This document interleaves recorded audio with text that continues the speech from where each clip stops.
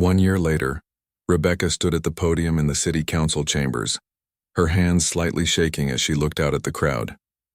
Hope was with David's mother today, giving Rebecca the freedom to be here for this moment. She'd written and rewritten her speech a dozen times, never quite finding the perfect words. In the end, she decided to just speak from her heart. "A year ago, I was a pregnant woman who just wanted to go to a doctor's appointment," she began, her voice stronger than she expected. "I didn't plan to become an advocate. I didn't want to be on the news or have my story go viral. I just wanted to take care of my baby and live my life." The room was silent. News cameras recorded from the back. City council members watched from their seats. Members of the disability rights community filled the front rows. Officer Janet Hayes sat among them in civilian clothes, no longer in uniform but still fighting for change. "But sometimes life puts us in situations we never asked for," Rebecca continued. "And when that happens, we have a choice. We can stay silent and hope it never happens again, or we can speak up and try to make sure it doesn't happen to anyone else." She paused, taking a breath. Public speaking still terrified her, even after all these months of advocacy work. But the fear felt smaller now, manageable. She'd faced worse. Today, the city council is voting on measures that will fundamentally change how police interact with vulnerable communities. Better training, real accountability, independent oversight. These aren't radical ideas. They're basic requirements for a police force that actually protects and serves everyone. Rebecca looked at the council members one by one. "I know change is hard. I know there are people who think these reforms go too far, and people who think they don't go far enough. But I'm asking you to remember that this isn't theoretical. This affects real people. People like me. People with disabilities. People who just want to live their lives without fear." When she finished and sat down, the applause was thunderous. David, sitting in the front row, caught her eye and mouthed, "I love you." Rebecca felt tears prick her eyes but blinked them away. She'd done enough crying this year. Today was about moving forward. The council voted unanimously in favor of the reform measures. It was a victory, but Rebecca knew it was just the beginning. Policies on paper meant nothing without implementation. The real work was making sure these changes actually happened in the streets, in real interactions between officers and citizens. After the meeting, people surrounded Rebecca wanting to share their own stories. An elderly man told her about being harassed during a traffic stop, despite his clearly displayed disabled veteran license plates. A young woman in a wheelchair described being told by an officer that she didn't look disabled enough to park in an accessible space. Story after story of people who'd been dismissed, disrespected, or worse. "You gave us hope," one woman said, gripping Rebecca's hands. "You showed us that we can fight back." Officer Hayes approached as the crowd thinned. She'd resigned from the force 6 months earlier, burned out from fighting a system that resisted change. Now she worked for a nonprofit focused on police accountability, using her insider knowledge to push for reform. "You were amazing up there," Hayes said. "I was terrified," Rebecca admitted. "That's what made it powerful. You weren't polished or rehearsed. You were real." Hayes paused. "How's Hope doing?" "She's perfect. Walking now, getting into everything. She has no idea that her birth story involves federal investigations and police reform. Someday she'll know, and she'll be proud of what her parents did." Rebecca hoped so. She hoped Hope would grow up in a world where what happened to her mother seemed unthinkable, where police officers were held to high standards and bad ones couldn't hide behind the badge. David joined them, and they walked out of the council chambers together. Outside, a group of protesters held signs supporting the reform measures. Rebecca recognized some faces from the parking lot that day, people who'd recorded the incident and stayed involved in the fight for justice. One sign read "Never Again" with a photo of Rebecca in her wheelchair that day, contrasted with a recent photo of her speaking at a community event. The message was clear. Victims could become advocates. Trauma could become transformation. The months that followed weren't easy. The police union fought the reforms at every turn. Some officers embraced the changes, genuinely wanting to do better. Others resisted, claiming the new rules made their jobs impossible. The local news covered every protest, every implementation challenge, every step forward and backward. David continued his FBI work, but also became involved in training programs, teaching officers about civil rights and de-escalation. His first-hand experience gave him credibility. When he talked about what happened to Rebecca, even skeptical cops listened. This isn't about being anti-police, David would tell them. It's about being pro-justice. Good cops should want bad cops off the force. Every time an officer abuses their power, it makes your job harder. It destroys community trust. It puts you at risk. Some officers thanked him afterward, admitting they'd witnessed misconduct but didn't know how to report it safely. Others walked out of his trainings angry, convinced the reforms were an attack on law enforcement. David kept teaching anyway. Even reaching one officer made it worthwhile. Rebecca started a support group for people who'd experienced police misconduct, particularly those with disabilities. They met twice a month at a community center, sharing stories and strategies. Some were pursuing legal action. Others just needed a space where they'd be believed and supported. "I keep thinking I should be over it by now," one woman said during a meeting. "It's been 2 years since my incident. Why does it still affect me?" "Trauma doesn't have a timeline," Rebecca replied gently. "Some days are better than others. That's okay. What matters is that we keep moving forward even when it's hard." The civil lawsuit against the police department was settled out of court for a substantial amount. Rebecca and David donated most of it to organizations working on police reform and disability rights. They kept enough to cover Hope's college fund and Rebecca's ongoing therapy costs. The nightmares had gotten better, but they hadn't completely stopped. 8 months after the city council vote, Rebecca was invited to speak at a national conference on disability rights. Standing before hundreds of advocates from across the country, she felt both humbled and empowered. "Change doesn't happen because of one person or one incident," she told the crowd. "It happens because people come together and demand better. It happens because we refuse to accept that things have to stay the way they've always been."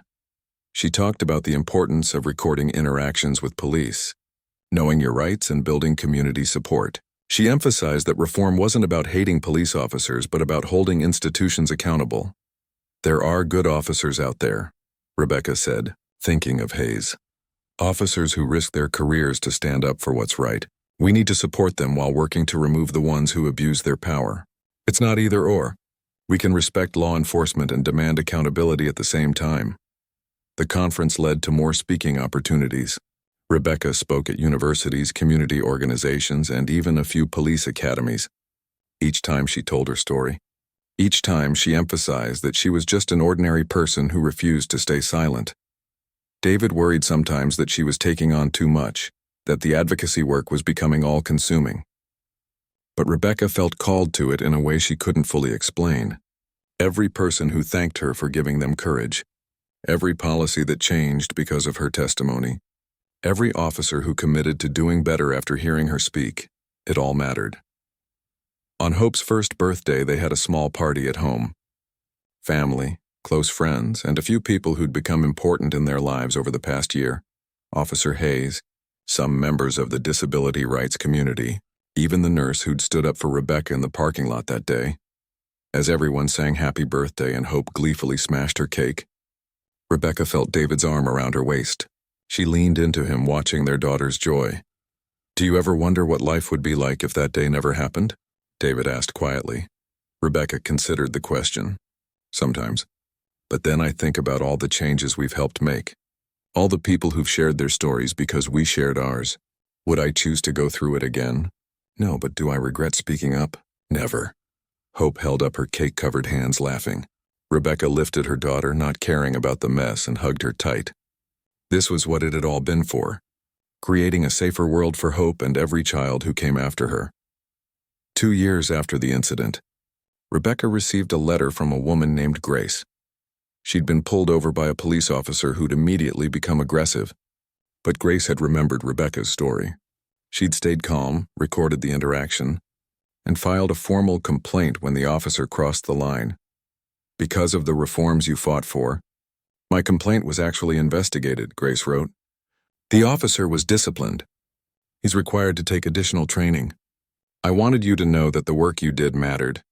You saved me from a situation that could have been so much worse." Rebecca kept that letter in a drawer by her bed. On hard days, when the nightmares returned or when she read news stories about police misconduct that hadn't been addressed, she pulled out Grace's letter and reread it. One person, one life changed. One situation where the system worked the way it should, It wasn't enough. There was still so much work to do, so many policies to change, so many bad officers still wearing badges. But it was something, a start, a foundation to build on. David continued his FBI work and his training programs. Rebecca continued her advocacy and her support groups. Together they raised hope in a home where justice mattered, where standing up for what's right was valued more than staying comfortable, where trauma could be transformed into purpose. On the 3rd anniversary of the parking lot incident, Rebecca and David returned to the spot where it had all happened. The city had installed a memorial there, not to what happened to Rebecca specifically, but to all victims of police misconduct. A simple plaque with the words, accountability, justice, reform. These are not radical demands. They are the foundation of a society that protects all its members. Hope toddled between them, holding both their hands. She was too young to understand the significance of this place, but someday they'd tell her. Someday she'd know the full story of the day that changed their lives. "Do you think we made a difference?" Rebecca asked, staring at the memorial. David pulled her close. "I think we made the difference we could make, and that's all anyone can do." They stood there for a moment longer, then turned and walked back to their car. Hope chattered happily about a dog she'd seen, about the clouds in the sky, about all the important things that occupied a 3-year-old's mind. The parking lot looked different now. New paint, better accessibility features, clear signage, small changes that made a real difference to people with disabilities. The medical building had even hired a patient advocate specifically to address accessibility concerns. As they drove away, Rebecca glanced in the rearview mirror at Hope, safely buckled in her car seat. Her daughter would grow up in a world that wasn't perfect, but maybe, just maybe, it would be a little bit better than the one Rebecca had known. That night, after Hope was asleep, Rebecca updated her blog. She'd started it as a way to process her trauma, and had kept it going as her advocacy work grew. Thousands of people followed it now, finding community and support in her words. 3 years ago today, my life changed forever, she wrote. I learned that ordinary people can find extraordinary courage when they need it. I learned that standing up for yourself means standing up for everyone who comes after you. And I learned that change is possible when we refuse to accept injustice. She paused, then added, to everyone reading this who's experienced something similar, you're not alone. Your story matters. Your voice matters. And together, we can create the world we deserve to live in. David read over her shoulder and kissed the top of her head. You're amazing, you know that? I'm just someone who refused to stay quiet. That's what makes you amazing. Rebecca published the post and closed her laptop. Tomorrow there would be more work to do, more stories to hear, more changes to fight for. But tonight, in this moment, she allowed herself to simply be grateful. Grateful for David, for Hope, for the community that had supported them, and for the courage she'd found when she needed it most. The journey wasn't over. Justice was ongoing work, not a destination. But Rebecca Chen, formerly just a pregnant woman who wanted to go to a doctor's appointment, had become someone who made that work her mission. And in doing so, she'd proven that one person, one story, one moment of courage could ripple outward and change everything. Rebecca spent 3 days in the hospital, 3 days of monitoring, medications to keep contractions from starting again, and countless worried faces checking on her. David barely left her room except to make phone calls and coordinate with his office. Lisa brought them food, clothes, and updates about what was happening outside, because outside the world had erupted. The videos from the parking lot had gone viral within hours. By the next morning, every major news outlet was running the story. Pregnant woman in wheelchair. Threatened with arrest over parking space.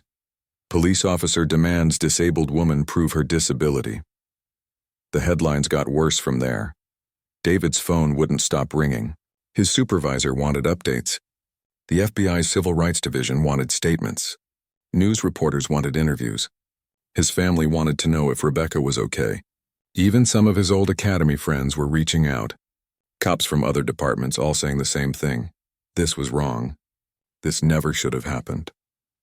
On the second day, David got a call from the Portland police chief himself. The conversation was brief and uncomfortable. An internal investigation had been opened. Officer Crowley was on administrative leave. They were reviewing his entire service record. The chief assured David that the department took these matters seriously.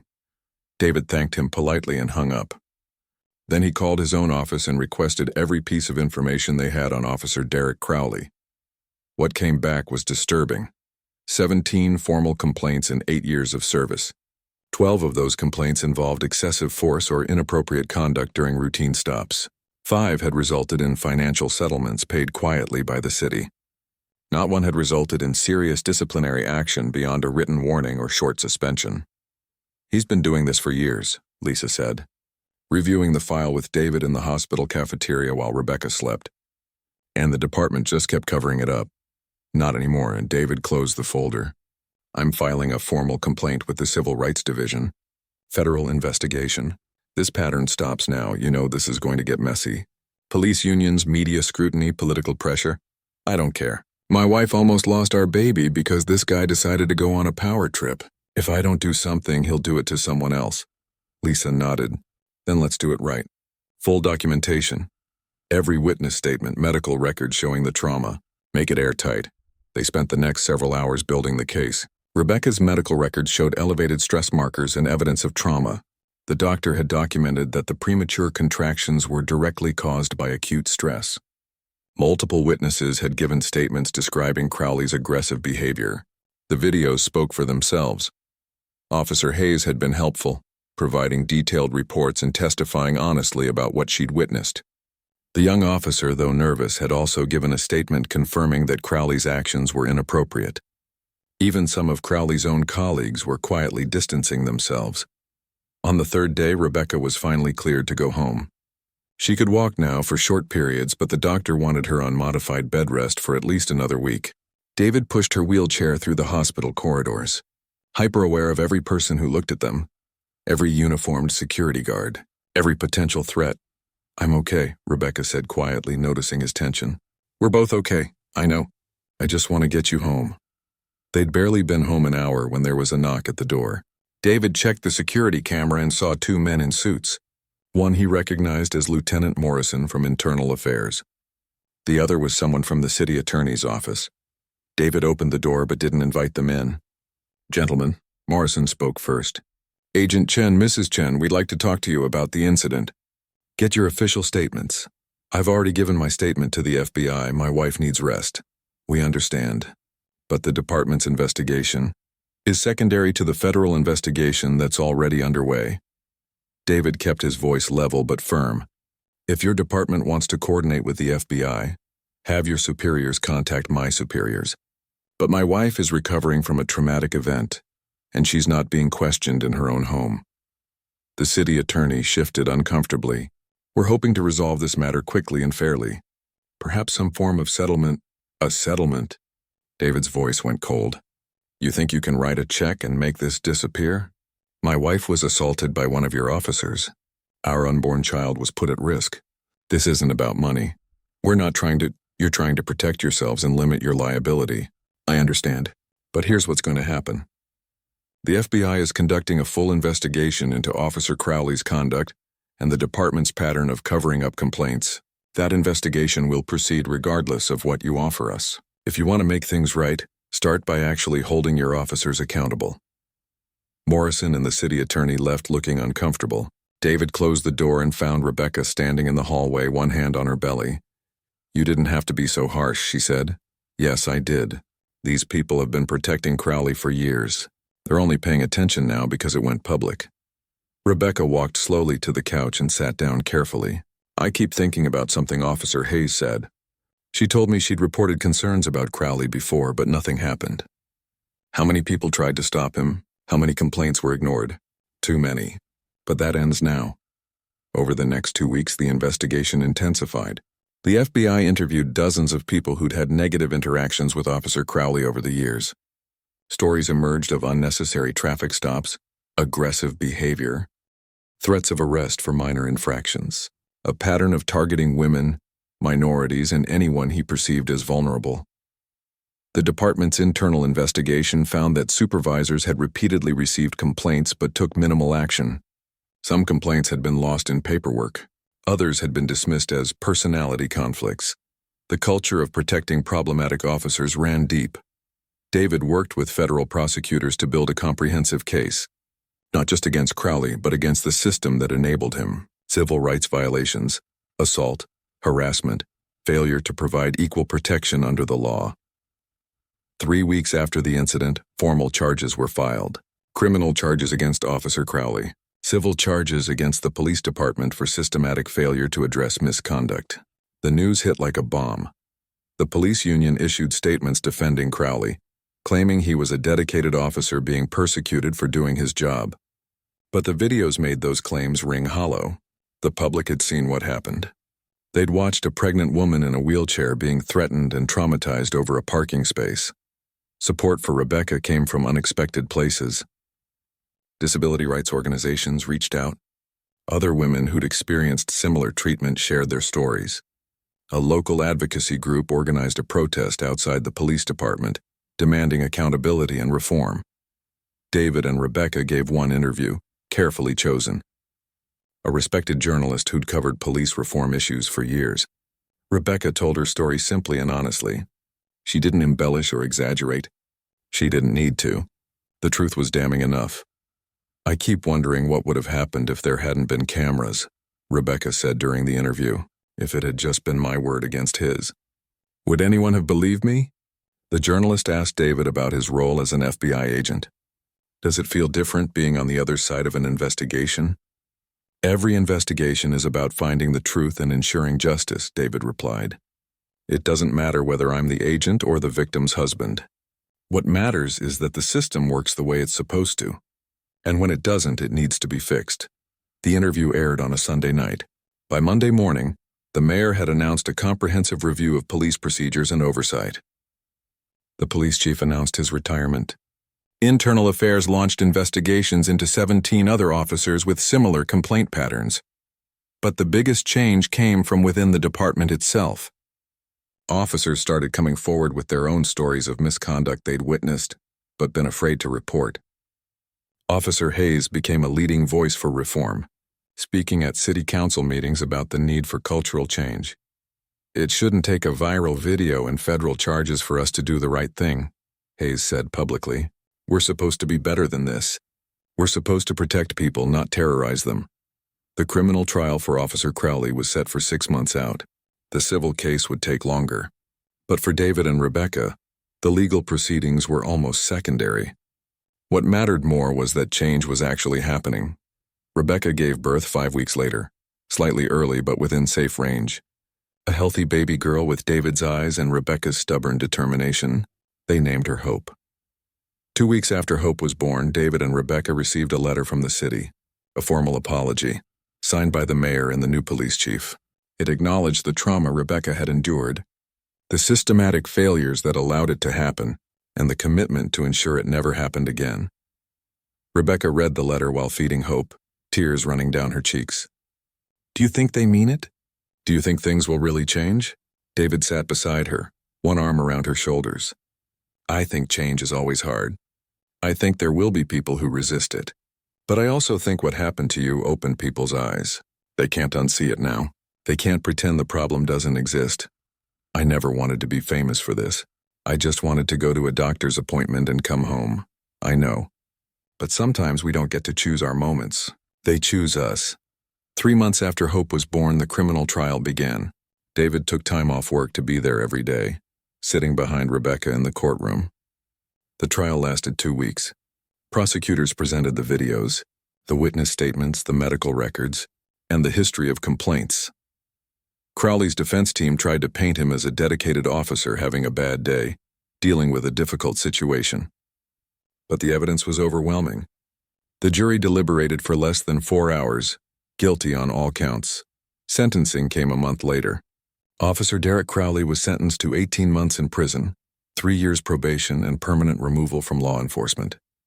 He was also ordered to pay restitution to Rebecca for medical expenses and emotional trauma. More importantly, the civil case resulted in a consent decree requiring the police department to implement sweeping reforms. New training on disability rights, mandatory de-escalation procedures, body cameras for all officers, an independent oversight board to review complaints, and, most critically, a zero-tolerance policy for officers with patterns of misconduct. David and Rebecca didn't attend the sentencing. They were home with Hope, giving her a bath and marveling at how much she'd grown in just a few months. The news would report the sentence, people would debate whether it was fair, and life would go on. But for David and Rebecca, something had shifted. They'd fought back against a broken system and won. Not completely, not perfectly, but enough to matter. Enough to make the next person who faced a similar situation have better protection. Enough to make bad officers think twice before abusing their power. That evening, with Hope asleep in her crib, Rebecca and David sat on their porch watching the sunset. Neither spoke for a long time. There wasn't much that needed to be said. "Thank you," Rebecca finally whispered. "For what?" "For believing me. For fighting for us. For not letting them sweep it away." David pulled her close. "You never have to thank me for that. It's what love does. It shows up, it fights, it doesn't back down." Rebecca leaned her head on his shoulder. Inside, Hope made a small sound in her sleep. The sound of their daughter, safe and healthy. The sound of Hope itself. David Chen stood in the conference room, wrapping up what had been one of the longest briefings of his career. 3 hours of going over surveillance footage, witness statements, and tactical plans for an operation that had been months in the making. His team was solid, the plan was tight, and they were finally ready to move forward. His partner, Agent Lisa Park, was asking about backup protocols when David felt his phone buzz in his pocket. He ignored it. This briefing was too important, and everyone in the room needed to be focused. The phone buzzed again. Then again, Lisa noticed his distraction. "You need to get that?" "It's fine. Almost done here anyway." But something gnawed at him. Rebecca knew he was in a meeting. She wouldn't call repeatedly unless it was important, unless something was wrong. "Actually, give me 1 second." David pulled out his phone and saw 3 missed calls from Rebecca. His stomach dropped. Then he noticed the voicemail notification. He excused himself and stepped into the hallway, pressing the phone to his ear. Rebecca's voice came through, strained and frightened. "David, I'm at the medical building parking lot. Something's happening. I need you to come. Please hurry." David's blood turned to ice. He played the message again, listening for details. Background noise suggested a crowd. He could hear a man's voice, authoritative and aggressive. Rebecca sounded scared in a way he'd never heard before. Lisa had followed him out. "What's wrong?" "It's Rebecca. Something's happening at the medical plaza." He was already moving toward the elevator, Lisa right behind him. "Is she okay?" "The baby?" "I don't know." She sounded terrified. They ran to David's SUV in the parking garage. He threw it into gear and hit the lights, no siren yet, but driving fast. Lisa was already on her phone trying to call Rebecca back. No answer. "Try the clinic," David said, his hands tight on the wheel. "Ask if anyone's seen what's going on." Lisa made the call while David wove through traffic, his FBI training keeping him just on the safe side of reckless. Every second felt like an hour. The medical building was 15 minutes away on a good day, maybe 12 if he pushed it. "Clinic says she left about 30 minutes ago," Lisa reported. "Appointment went fine. Baby's healthy. But there's something going on in the parking lot. The receptionist says she can see police lights from the window." Police lights. David's mind raced through possibilities. An accident? A robbery? But why would Rebecca be involved? Why would she sound so scared? His phone rang.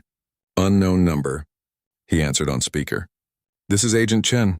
Agent Chen, this is Officer Janet Hayes with Portland PD. I'm at the Medical Plaza parking lot. Your wife asked me to call you.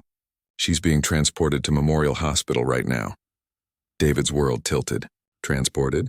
What happened? Is she hurt?" "There was an incident with one of our officers. Your wife is having contractions. The paramedics are with her now. She's conscious and stable, but she's in distress." "What kind of incident?" David's voice was dangerously quiet. Hayes hesitated. "I think it's better if we discuss this in person. But you should know there's video. A lot of video. And your wife did nothing wrong." David didn't remember the rest of the drive. Later, Lisa would tell him he ran 2 red lights and took a turn so fast she thought they might flip. But all David could think about was Rebecca, scared and alone, having contractions at 7 months pregnant. They reached the parking lot just as the ambulance was pulling away, sirens blaring. David started to follow, but he saw the crowd first. At least 30 people, all holding phones, all talking at once. 3 police cars. Officers scattered around trying to control the scene. He parked and jumped out, Lisa behind him. His FBI credentials were already in his hand. "Who's in charge here?" A female officer approached, her expression grim. "Agent Chen. I'm Officer Hayes. We spoke on the phone. What happened to my wife? Let's walk." Hayes led them away from the crowd to a quieter corner of the parking lot. "About 40 minutes ago, Officer Derek Crowley issued a parking citation to your wife. She had a valid disability placard, which he questioned. The situation escalated." David's jaw clenched. "Escalated how?" "He accused her of fraud. Demanded she exit her wheelchair to prove she needed it.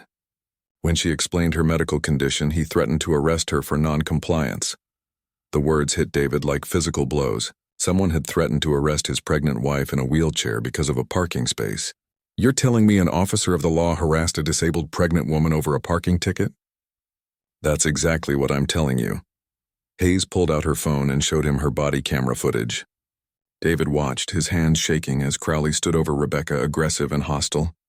He watched his wife try to stay calm, try to de-escalate, try to explain her medical situation. He watched her start to cry. "Turn it off." David couldn't watch anymore. "Where is this officer now?" "Crowley's still on scene. He's claiming he did nothing wrong." David looked past Hayes and spotted a tall officer talking to a younger colleague, gesturing emphatically like he was explaining something.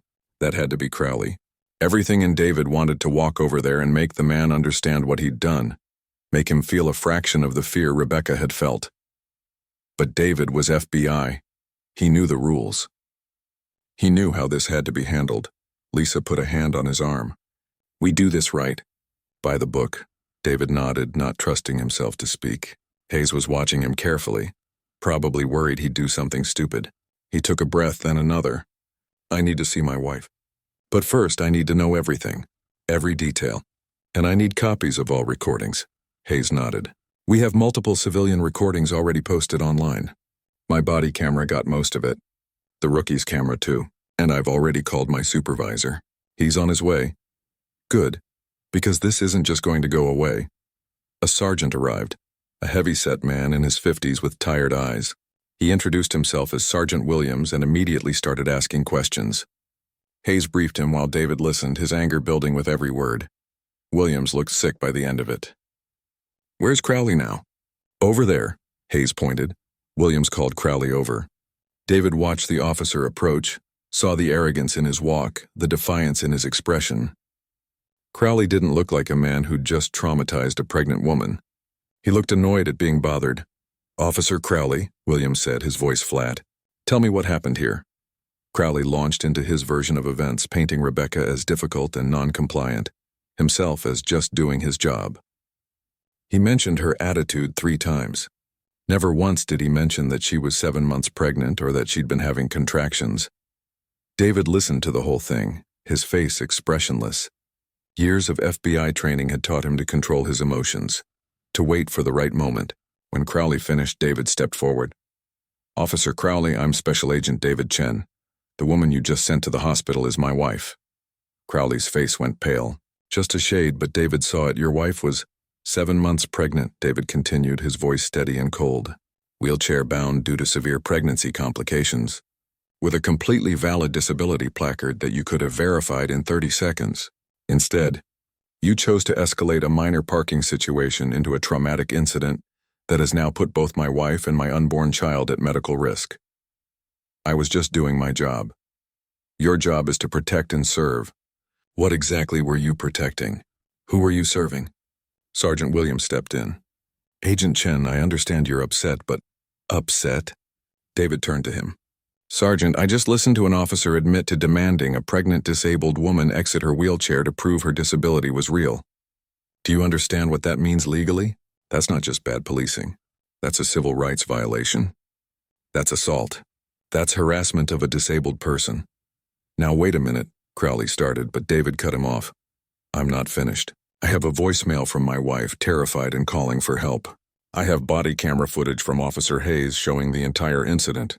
I have at least a dozen civilian videos already circulating online, and I have my wife in a hospital right now, potentially going into premature labor because of the stress you caused." The crowd had noticed the confrontation and was moving closer. David saw phones being raised again, more recording. Good. Let them record. Let everyone see this. Lisa stepped up beside him. Agent Chen, we should get to the hospital. She was right. Rebecca needed him. But David wasn't done. He turned to Sergeant Williams. I want this officer's name, badge number, and personnel file. I want copies of all recordings from all sources, and I want to know what your department is going to do about this. Williams nodded slowly. Agent Chen, I assure you this will be investigated thoroughly. It better be, because if your department doesn't handle this properly, the FBI will. We have a civil rights division that takes these matters very seriously. David started walking back to his car, then paused and turned back to Crowley. The officer was standing there looking shell-shocked, like he couldn't quite believe this was happening to him. One more thing, David said quietly, walking back close enough that only Crowley could hear. My wife is the kindest, most patient person I know. If she was showing an attitude, it's because you pushed her to a breaking point. She's carrying our daughter, our first child. If anything happens to either of them because of what you did today, you and I are going to have a very different conversation. Is that a threat? Crowley tried to sound tough, but his voice shook. It's a promise that I will use every legal resource available to me to make sure justice is served. That's what the badge means, officer. Justice. Remember that word. David turned and walked to his SUV. Lisa was already in the passenger seat, her phone to her ear, coordinating with their office. As David pulled out of the parking lot, he saw Officer Hayes talking to Sergeant Williams, saw the crowd still recording, saw Crowley standing alone looking smaller than he had 15 minutes ago. The drive to the hospital felt longer than the drive from the office had. Every red light was torture. David's mind kept replaying the body camera footage, seeing Rebecca's face, hearing the fear in her voice on the voicemail. She's strong, Lisa said quietly. Rebecca's one of the strongest people I know. She shouldn't have had to be strong. She was just going to a doctor's appointment. They pulled into the hospital emergency entrance. David barely remembered to turn off the car before he was running through the automatic doors. Lisa was right behind him, flashing her badge to get them through faster. A nurse directed them to the maternity ward. David took the stairs rather than wait for the elevator, his heart pounding. When he burst through the doors to the ward, a doctor was waiting. Agent Chen, your wife is in room 304. She's stable. The baby is stable. We've managed to stop the contractions for now. David felt his legs go weak with relief. Can I see her? Of course. But she's been through a trauma. She's going to need a lot of support. David didn't need to be told twice. He found room 304 and pushed open the door. Rebecca was lying in the hospital bed, hooked up to monitors, her face pale and streaked with dried tears. When she saw him, she started crying again. He was at her side in 2 steps, gathering her carefully into his arms. I'm here. I'm so sorry I wasn't there before. I'm here now. The baby. Rebecca sobbed into his shoulder. I thought we were going to lose the baby. The baby's okay. You're both okay. And I'm not leaving your side again. He held her while she cried, felt her body shaking, felt the fear and stress and trauma pouring out of her. This strong, brave woman who'd dealt with so much, who'd been nothing but patient and kind, who'd done absolutely nothing wrong. Someone was going to answer for this. David would make sure of it. Officer Crowley's hand rested on his radio for what felt like forever. Rebecca watched, her heart pounding so hard she could feel it in her throat. Around them, the crowd had grown bigger. She counted at least 15 people now, all watching, all recording. Part of her felt grateful for the witnesses. Another part felt humiliated. Dispatch, this is Unit 12. I need backup at the Medical Plaza parking lot. I have a non-compliant individual refusing lawful orders. Rebecca's mouth fell open. Non-compliant? I've given you everything you asked for. My license, my registration. I offered to show you medical documents. What am I not complying with? I asked you to step out of the wheelchair. You refused? Because I physically can't. I just explained that. Crowley's face was red now, a vein visible on his temple. Whatever was going on with this man, it had nothing to do with a parking violation anymore. Rebecca had seen enough true crime documentaries to recognize when a situation was spinning out of control. She needed to stay calm, needed to de-escalate. But how do you de-escalate someone who doesn't want to be de-escalated? Officer, I'm not trying to be difficult. I promise. I'm 7 months pregnant. I have a condition called severe pelvic girdle pain, Standing puts pressure on my pelvis and can cause contractions. My doctor put me in this wheelchair to prevent premature labor. I'm happy to show you the medical orders. She spoke slowly, clearly, making sure everyone could hear. The phone's recording would back up her story. But Crowley didn't seem to care about her medical condition or the audience. If anything, the crowd seemed to make him angrier. I've heard every excuse in the book. You people think you can park anywhere, do anything, and just flash some paperwork and walk away. You people? The words escaped before Rebecca could stop them. What do you mean, you people? Crowley's jaw clenched. Don't twist my words, but it was too late. The crowd had heard it too. Rebecca heard murmurs, someone saying this isn't right, and another voice asking if someone had called a supervisor. The whole situation felt surreal, like she was watching it happen to someone else. A middle-aged man in scrubs, probably a nurse from the medical building, stepped forward. Officer, I work at the clinic.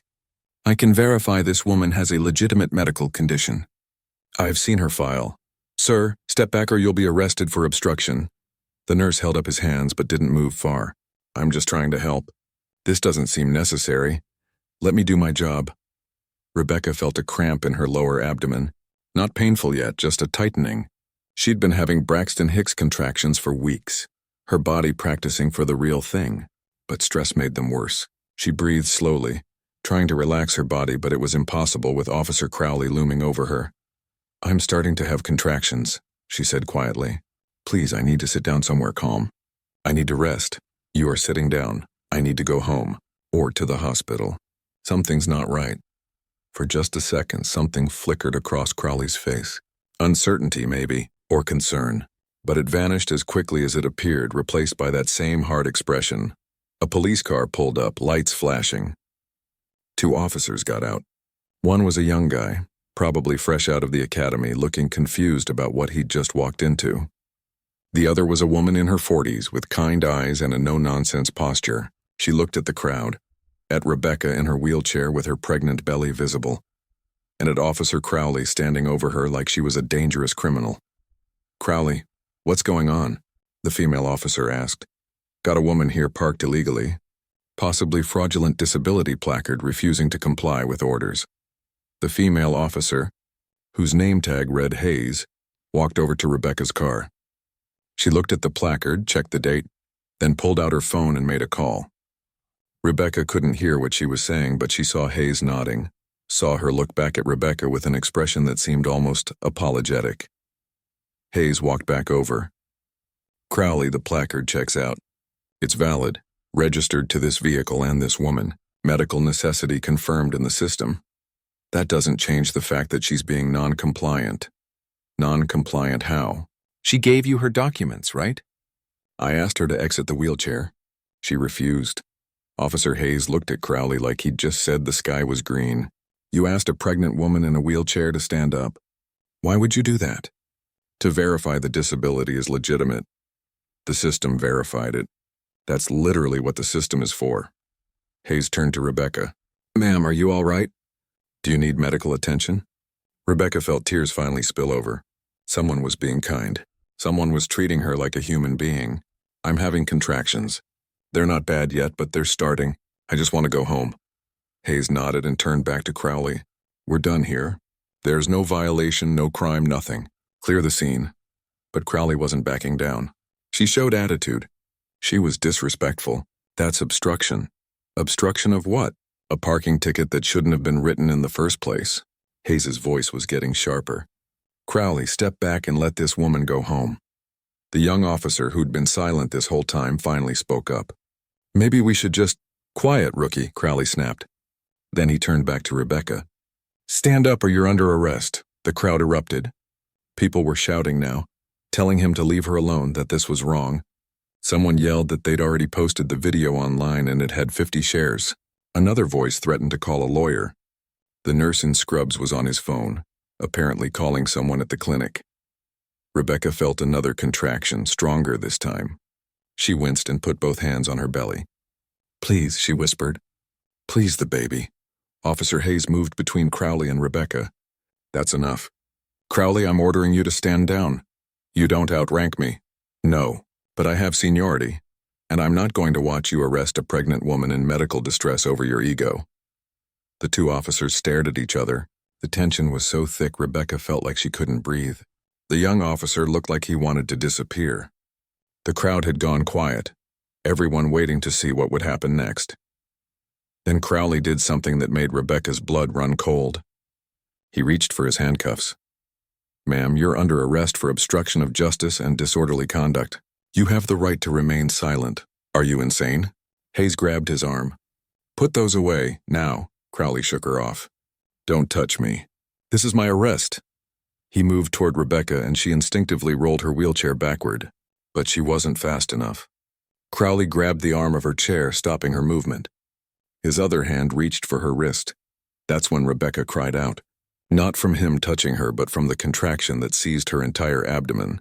This one was real, painful, the kind her doctor had warned her about. The kind that meant something was very wrong. "The baby," she gasped. "Something's wrong with the baby." Several people in the crowd rushed forward. The nurse in scrubs pushed past everyone and knelt beside her. "How far apart are the contractions?" "This is the second one in 5 minutes. They shouldn't be happening like this. Not this strong." The nurse looked up at the officers. "She needs an ambulance." Right now, Hayes was already on her radio. "Dispatch, I need emergency medical services at the Medical Plaza parking lot. Pregnant woman in distress, possible premature labor." But Crowley still had his hand on Rebecca's wrist. "She's not going anywhere until she's processed." The nurse stood up, getting right in Crowley's face. "If something happens to that baby because you delayed treatment, you're going to have a lot more to answer for than a bad arrest. Let go of her, now." For a moment, Rebecca thought Crowley might actually hit the nurse. His face was purple, his jaw working like he was chewing glass. But Hayes stepped in again, this time pulling Crowley away physically. "That's an order, Crowley. Step away from the woman." Rebecca was crying fully now, from pain and fear and the absolute insanity of the situation. She wanted David, she wanted her doctor. She wanted to wake up and find out this was all a terrible dream. Her hands shook as she tried to call David again, but her fingers weren't working right. The young officer finally found his voice. "I'll call it in. Get the ambulance here faster." He ran to his car. Another contraction hit. Rebecca cried out again, doubling over as much as her belly allowed. The nurse stayed with her, timing the contractions, murmuring reassurances that felt hollow. How could anything be okay? How could any of this be real? The crowd had their phones up, recording everything. Later, Rebecca would see those videos. She'd watch herself crying, watch Officer Crowley standing there with his handcuffs out while she clearly needed medical help. She'd watch Officer Hayes trying to be the voice of reason and the nurse protecting her. But right now, all she could think about was the baby. The baby who'd been moving around happily just an hour ago during her appointment. The baby who was supposed to stay safe inside her for at least 2 more months. The baby whose life might be in danger because a police officer decided to have a power trip over a parking spot. Sirens wailed in the distance. Rebecca prayed they were close, prayed they'd get there in time. Another contraction building, this one worse than the last. She gripped the arms of her wheelchair so hard her knuckles turned white. Through her pain, she heard Officer Hayes on her radio again, her voice urgent. "We need that bus here now." Also requesting a supervisor to the scene. "We have a situation that's gone completely sideways." Crowley finally stepped back, but he didn't look sorry. He looked angry that everyone was making such a big deal out of nothing. That's what terrified Rebecca most. He genuinely didn't think he'd done anything wrong. The ambulance turned the corner, lights blazing. Rebecca had never been so happy to see paramedics in her life. But as they rushed toward her, equipment in hand, she felt something wet between her legs. Her water had broken.